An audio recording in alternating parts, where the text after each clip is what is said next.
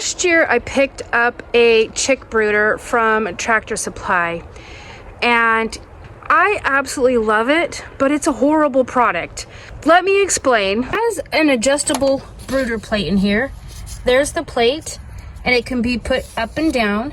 But at this setting, this is as low as it goes. Too cold and your chicks will die. Brand new chicks needed to be about 95 degrees for the first week, and then you can drop it about 5 degrees per week.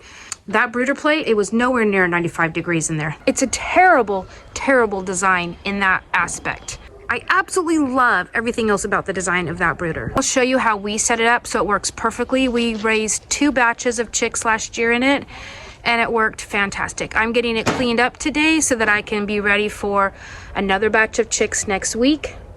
To my family members that don't know that I have chicks coming, I have chicks coming. My students who watch my videos, we might have chicks when you come back from spring break. Might. This thing is really easy and clean. There was not a lot of smell. I think it would be okay in the classroom. Much cleaner than the ducks we had in last year, and the little chicks could get socialized with the students. I may or may not bring it in, but I know some of my students watch my videos, so if after spring break you see little chicks in the classroom, you're getting a heads up. What we did to fix the problem is my daughter came up with this. We slid the top tray back and we put a heat lamp right here. Then it heats up in here. The chicks have a lot of room in here.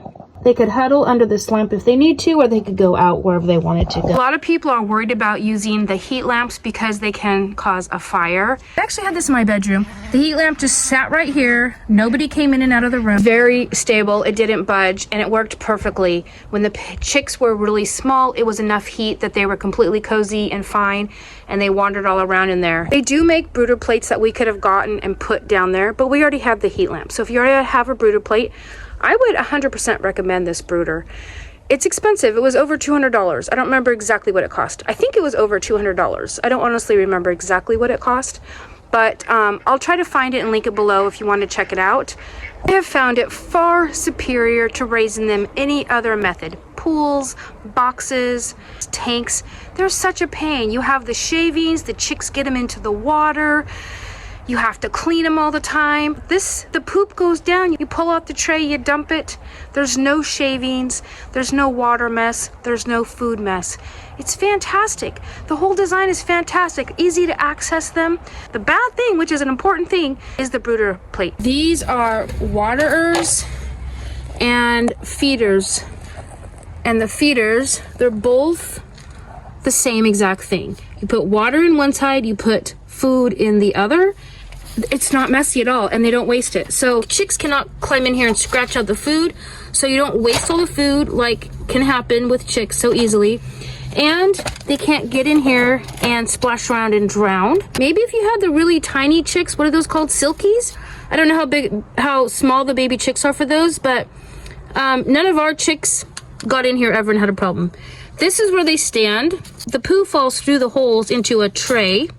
It's got this pull out bottom plate that makes it really nice. It comes all the way out. That makes it easier to clean. So when I go to clean it, it'll be a piece of cake. This is the tray that pulls out. I pulled it out so that I could hose it off and clean it. It cleans so easy. And if you want, you can save the poop that drops in here to fertilize your garden. It's fantastic. The side doors, there's one for each side and they come all the way out for easy cleaning. I had this taken all apart so I could clean it, but and just one-handed, super easy. This little pin pulls out to lock it. So nothing can get in there and harm them.